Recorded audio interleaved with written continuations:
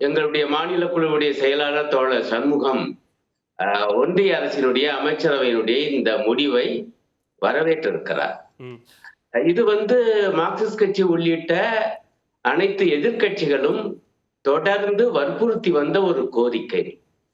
இப்பொழுது அதை ஏற்றுக்கொண்டிருப்பதை நாங்கள் வரவேற்கிறோம் என்று அவர் தெளிவாக அறிக்கை கொடுத்திருக்கிறார். ம். ஆக இதனுடைய காரணங்கள், அதனுடைய பின்புலம் எல்லாம் ஒருபுறம் இருக்கு. அதையும் விவாதிக்கணும், நான் அதுல ஒண்ணும் தப்பு இல்லை. ம். ஆனா முதல்ல வரவேற்கணும். ஏன்னா இது கொள்கை ரீதியாக ஒரு வெற்றி. எதை வச்சு நான் சொல்றேன்னா, இப்ப இங்க நண்பர் சூர்யா கூட சொன்னார்ல, ம். மோடி சொன்னாரா சாதிவாரி கணக்கெடுப்பு எடுக்க மாட்டோம்னு. என்னங்க இப்படி சொல்லிட்டாரு? ம். எடுக்க முடியாதுன்னு சொன்னாரு.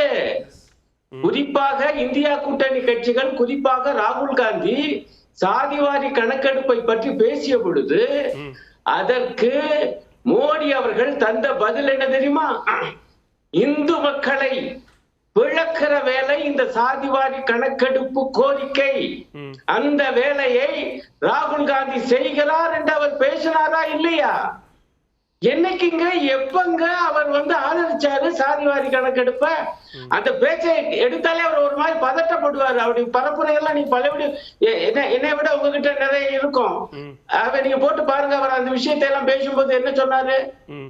ஐயோ, அது இந்து மக்களையே பிளக்கிற வேலை. இந்த மாதிரி பிளவுவாத, சாதி அடிப்படையில் பிளவுவாத அரசியல் செய்கின்றன இந்தியா கூட்டணி கட்சிகள், குறிப்பாக ராகுல் காந்தி என்று சமீபத்து வரை பேசியவர் பிரதமர் மோடி.